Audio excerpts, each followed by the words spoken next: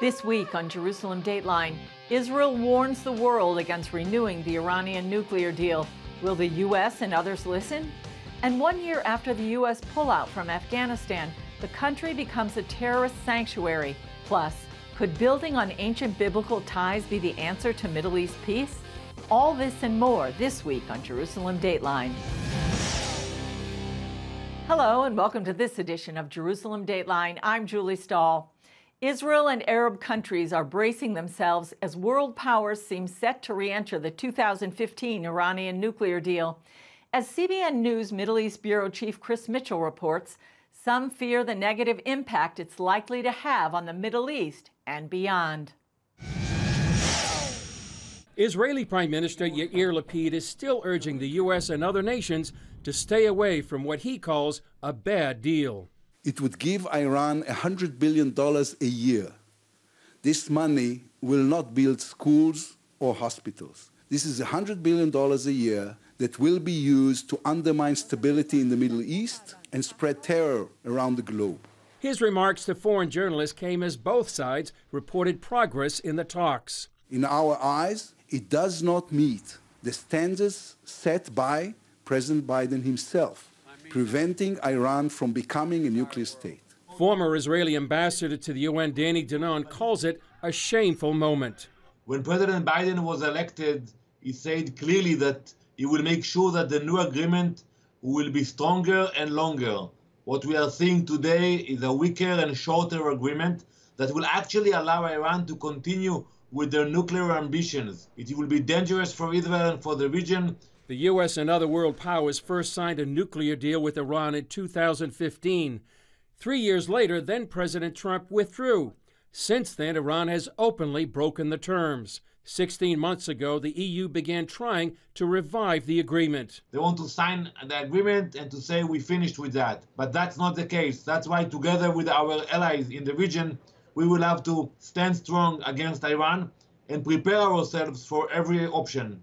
Reserve Brigadier General Yossi Kuperwasser says Russia, China, and Iran would benefit from such an agreement. From a global point of view, this is a very dangerous development because it means that all the three main powers that want to change the global order are making progress in their efforts because they understand that there is an American weakness. Danon feels a deal would put Israel in a challenging position and believes the U.S. is taking advantage of Israel's political situation. With upcoming elections and what Danon calls an inexperienced leader, he believes the next government would need to do three things. First is to isolate Iran. Second is to call for more sanctions. And third is to build our military capability. So if we will have to take care of this threat ourselves, we will have the means to do it. Despite political differences, Danon maintains when it comes to Iran, Israel will be united. Chris Mitchell, CBN News.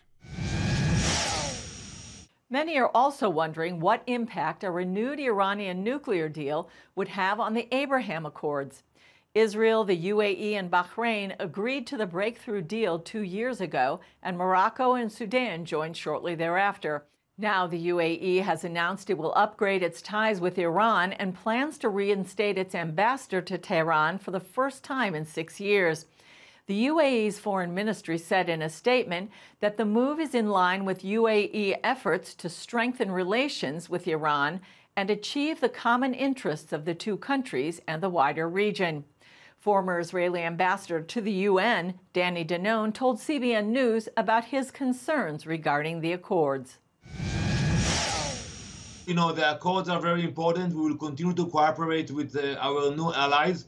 But I think it shows that when the U.S. is not strong, you know, the allies of the U.S. might look for others to depend on them. And that's a problem. And I think we might see more nations actually starting to develop some kind of a relationship with the Iranians because they will feel that the U.S. is actually not supporting them.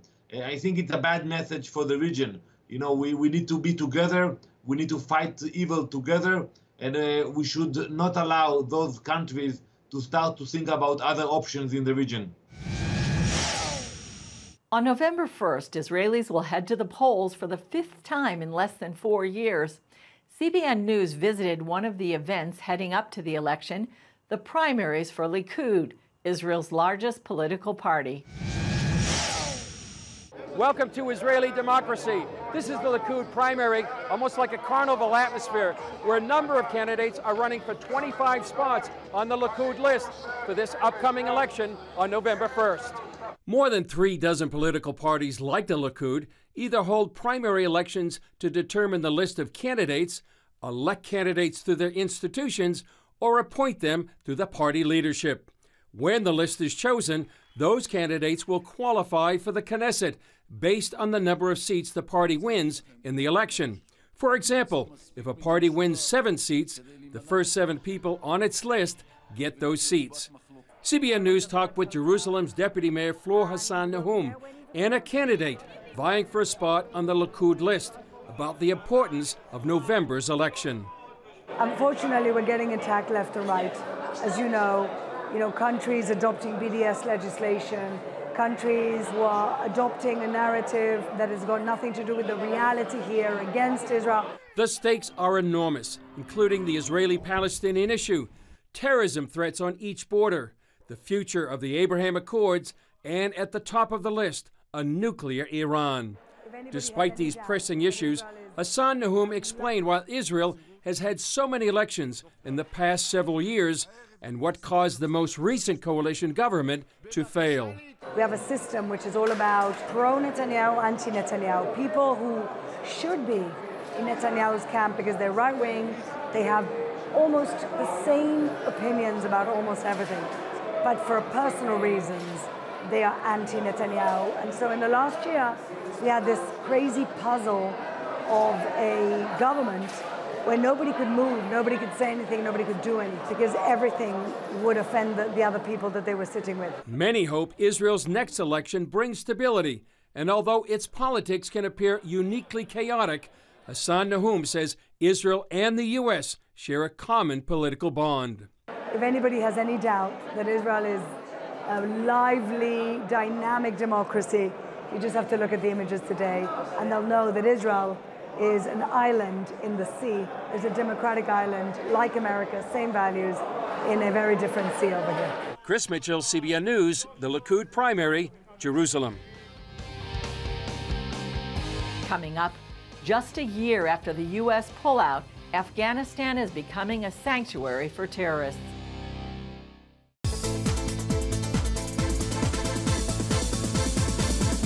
Download the CBN News app, 24/7 news from a Christian perspective at home or on the road. One place for all of your news. Breaking news alerts. Set daily prayer goals and pray for news stories. Read the most important news and watch CBN News Channel live. CBN News, because truth matters. Go to cbnnewsapp.com to get the app today. Tikkun Olam. This is our nature as a country. To make the world a better place. Literally, we felt the earth shaking. The Christian Broadcasting Network presents To Life, how Israeli volunteers are changing the world. This film needs to be seen by everyone. I was in tears. Now you can own the inspiring documentary To Life on DVD. There is blood on our hands if we know and we walk away. I'm so grateful that this film was made. To Life can be yours for a gift of $10 or more. Call 1-800-700-7000 or log on to cbn.com. We know that every minute counts to save life. It'll bless Israel, but it'll also bless all the friends of Israel. Discover the untold story of how Israeli volunteers are making the world a better place. Call 1-800-700-7000 or log on to cbn.com to get your copy today. Christians around the world are standing with the Israelis. But why? In CBN's free magazine, Friends of Israel, you'll discover why Christians are supporting the Jewish state, how Israel is fulfilling prophecy as a light to the nations, and ways you can pray for the people of Israel. Israel needs the support of friends like you. Call now or go to cbn.com to get your free copy of Friends of Israel. A sanctuary for terrorists. 1 year after America virtually handed Afghanistan over to the Taliban, Al-Qaeda and ISIS have made Osama bin Laden's dream come true. U.S. intelligence has evidence that terror groups are already building training camps inside the country, and that radical Islamists intend to launch attacks against the United States. George Thomas has the details.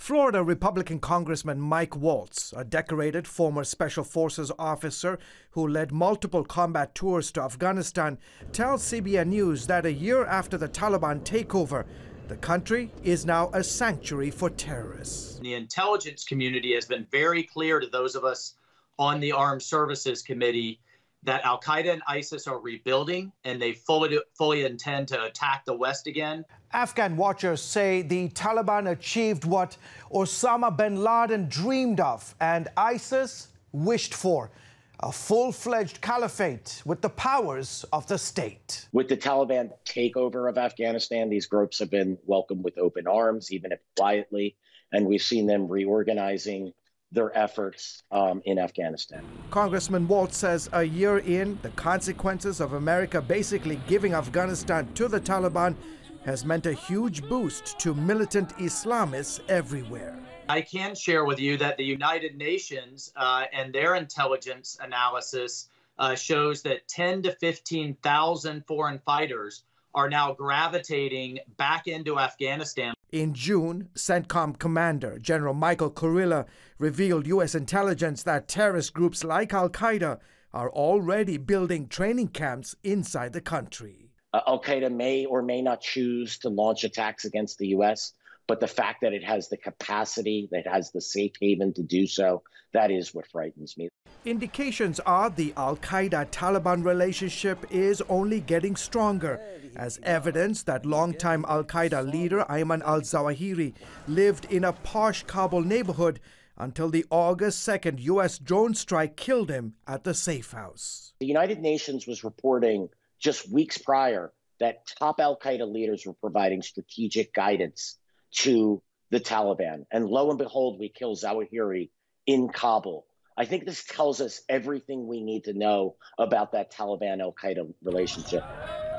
While Taliban fighters took to the streets this week celebrating the one-year anniversary of their takeover, most Afghans stayed home, dismayed at the crippling and harsh conditions under the Taliban's Islamic rule. It's been a year since Afghan girls set foot in a classroom. Sodaba Nazan decided to run informal classes at this undisclosed home in Kabul. The Taliban, with its extreme ideology that they have against women, have not changed. They are the same Taliban of 20 years ago. But we can't be the women of 20 years ago. We have to continue our struggle with the pen and our voices. Women are banned from government jobs, forbidden to travel alone, and have been ordered to cover up. Afghanistan as a whole is being denied the benefit of women and girls' contribution to society. Meanwhile, the country's economy is in tatters, and 97% of the population has fallen into poverty, with reports of widespread starvation. On the one hand, the economic situation is difficult. On the other hand, security situation is getting worse day by day. We still witness the same explosions and suicide attacks we used to witness in the past. A year under Taliban rule, and there's already talk of Afghanistan becoming a failed state. The future is very bleak. We see this as a precipice, and we are driving towards the precipice without even a safety belt on. George Thomas, CBN News. Up next, the Cyrus Accords. Could building on an ancient biblical relationship be the key to Middle East peace?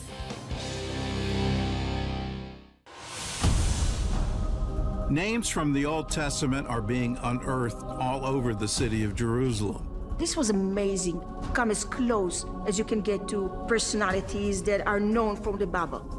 Astonishing discoveries made today. A jaw-dropping moment of Bible archaeology. This is much more than a thrill. This is actual history that took place here on the site where we sit right now. Confirm the kings and prophets of the Bible left real evidence of their lives. Right time, the right place, with the right people. and one of the most significant finds in recent history. Exactly as the Bible tells us happened in the days of King Hezekiah. Written in stone, kings and prophets. We have the Bible and we have archaeologists. Here in our story, it's matching. The Old Testament is a reliable history book. Get your copy today for a gift of any dollar amount. Call now or go to cbn.com/written in stone. Here, we're committed to a heritage of rigorous scholarship dating back over 1,000 years. And to a faith tradition dating back 1,000 more. This is how we create a culture of inquiry where no topic is off limits. And a culture of hope. Anything's possible! It's Christian leadership. And it's changing the world for the better. It's higher learning. It's greater knowing. It's what makes us whole. It's what makes us Regent. Did you ever feel bad for being mean to someone? Give me the ball. I want to swing on the swing for longer. It's mine. Since God showed us kindness, we need to show each other kindness too. Discover what kindness means with Gizmo and friends through fun-filled activities and exciting games. Yes! There's something for everyone to do. And go! Join the CBN Animation Club and get Fruit of the Spirit, The Adventures of Captain Kindness, plus 2 copies to share with others, all for your gift of only $25. We've talked a lot about war, but could building on an ancient biblical relationship be the key to Middle East peace? 2 years ago, the threat posed by Iran led to that historic partnership between Israel and 3 Arab countries known as the Abraham Accords. Although the agreement created new regional opportunities, as we've said, the Iranian threat is growing. While the Islamic regime vows to destroy Israel, it was ironically a Persian king who liberated the Jewish people centuries ago. As Caitlin Burke reports, experts believe building on that ancient relationship could be the true secret to Middle East peace. Iran pumps millions into a not-so-secret war against the Jewish state through its proxies Hezbollah, Hamas, and the Palestinian Islamic Jihad. Officials in Tehran making regular calls to wipe Israel off the map. But this penchant for destruction hasn't always been the case. We just cannot permit the betrayal of our society and our country. It's hard for Americans in 2022 to imagine what Iran was like when I was born in Tehran myself. More than 40 years ago, Iran and Israel shared a mutually cooperative relationship. The two countries working together in areas like economic development, agriculture, and healthcare. CBN News national security contributor Eli Kohanim experienced that partnership firsthand. My own father had conducted business with an Israeli company where he had brought in Israeli water engineers who were already at the time the most advanced in the world. That relationship turned hostile during the 1979 Islamic Revolution when Ayatollah Khomeini took power. Long live Khomeini! 4 decades later, the Abraham Accords proves partnership between Israel and its Arab neighbors is possible and even profitable. Now, some former State Department officials believe the natural next step could involve the Iranians themselves. The people see the benefits of deals like the Abraham Accords that their neighbors are reaping. So they see the new jobs, the healthcare benefits, the economic benefits, and they're asking themselves, well, why shouldn't we get some of those benefits of cooperating with Israel? And there are protests going on right now, and that's why speaking out in support of them is so important, and why offering them, an opportunity, to say you don't have to be a pariah, you don't have to be isolated, and a deal like this could come to be. As far-fetched as a partnership between Iran and Israel sounds, former U.S. Deputy National Security Advisor Victoria Coates and former advisor to the U.S. Representative for Iran, Len Khodorkovsky, say it's not just possible, it's the inevitable path to peace in the Middle East. 75 years ago, if I told you Germany, Japan, and Israel would be 3 of our greatest friends and democracies and capitalist partners and huge economies, you would have told me I was crazy. It's simply impossible to imagine. Yet here we are. The two proponents have dubbed this potential peace deal the Cyrus Accords. Cyrus the Great, who was a Persian king that liberated the Jewish people from Babylon and allowed them to go back to their traditional homeland and build their temple. He even financed the rebuilding of the Jewish temple in Jerusalem. That act of inclusion and tolerance, has always been held up as an example of what is possible in cooperation between people of different faiths but similar morals and values. To get here, Coates and Khodorkovsky admit the current Islamic regime will likely have to go. And it may surprise you who they think could help make that happen. Well, curiously, the answer may lie with none other than Elon Musk. Was not expecting you to say that. Elon's been in the news a lot recently, but one of the things that he has done is deploy a satellite-based internet service, which is called Starlink. Liftoff of the Falcon 9. Operated by Musk's company SpaceX, Starlink consists of a network of more than 2,000 private satellites. It's touted as being able to offer high-speed internet anywhere on Earth. Bringing in uninterruptible and uncorruptible internet access that would not make its users targets, but rather allow them to communicate with each other, because that's the way the regime has stayed in power, is they literally will cut off the internet for days at a time and prevent people from communicating. And if they can communicate, they can coordinate. In February, Musk was able to provide internet access to Ukraine, even as Russia attempted to jam all signals, a move Ukrainian military leaders say has kept critical lines of communication open. The people of Iran want to live in a free and democratic country. And what the United States and Western powers need to do is to support the Iranian people in their quest for freedom. We shouldn't wait until the day after the regime is gone. We should think about that day right now and prepare for that day. Build those people-to-people ties, build business ties, create cultural connections. Work on practical projects that could potentially be, turned on the day after the regime is gone. Coates and Khodorkovsky agree it's ultimately up to the Iranian people to take back their country. And amid reports of growing unrest, they believe that day could be coming. Caitlin Burke, CBN News, Washington. Still ahead, CBN's Operation Blessing helping Ukrainian civilians. Thank you for watching Jerusalem Dateline. We're committed to providing you with unbiased reporting from the Holy Land. Through weekly broadcasts, podcasts, and online media, our vision is to reach millions around the globe with the true story of what's happening in Israel and the Middle East, all from a biblical and prophetic perspective. This is a big vision and is only made possible by the generous support of people like you. Call us toll-free at 1-800-700-7000 or go to cbn.com/Jerusalem Dateline and make a donation that will help spread the light of truth about Israel throughout the world. Get Protect Your Sleep and discover how to improve the quality of your life. A free DVD or booklet from the Christian Broadcasting Network. If you're not a great sleeper, you can do things to make yourself a great sleeper.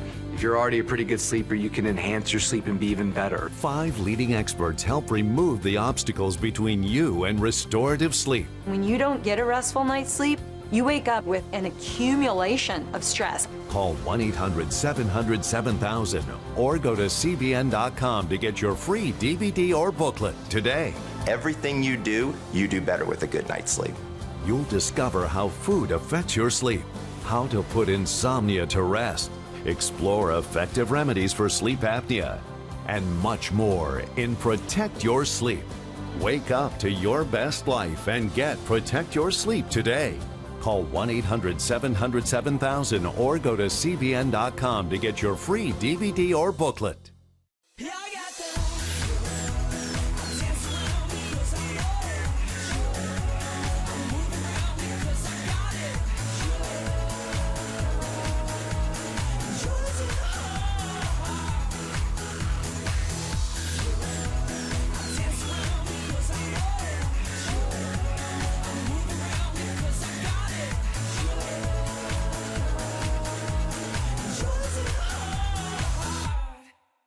Introducing a brand new way to start your morning. Get your daily quick start from CBN News. A quick read on the important news of the day delivered right to your inbox. Stay current on breaking news, politics, and entertainment. Discover how God is moving around the world and here at home.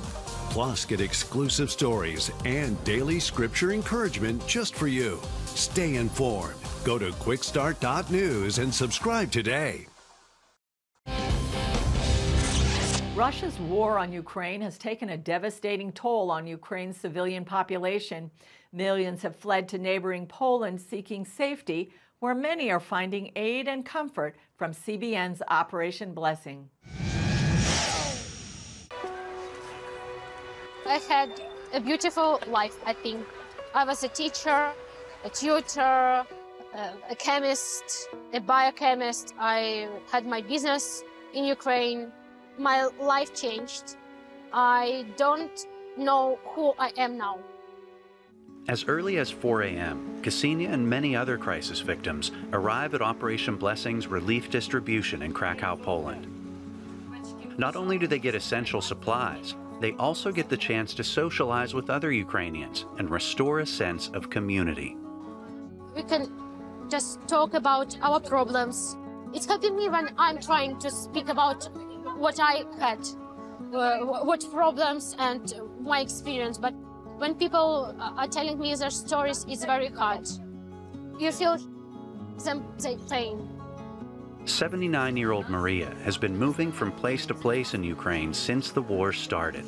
But as the war progressed, she was forced to flee to Poland.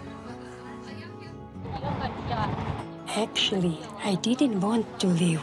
It's very hard to get through this. In Poland, helping refugees is becoming increasingly difficult due to a lack of funding. But thanks to the support of Operation Blessing partners, we're linking arms with Foundation on Life and DNA Church to distribute hundreds of bags of food to crisis victims. These bags are enough to sustain hurting families for at least 2 weeks. We are grateful to Operation Blessing for their support. These bags are full of good products. In addition to providing food and supplies, Operation Blessing is serving the hearts of crisis victims. Our team prayed for families at the distribution, including Ksenia and Maria, to show God's love and lift their spirits. Operation Blessing teams also showed Superbook episodes and ministered to children staying in shelters. Showing God's love and mercy to these families is so important.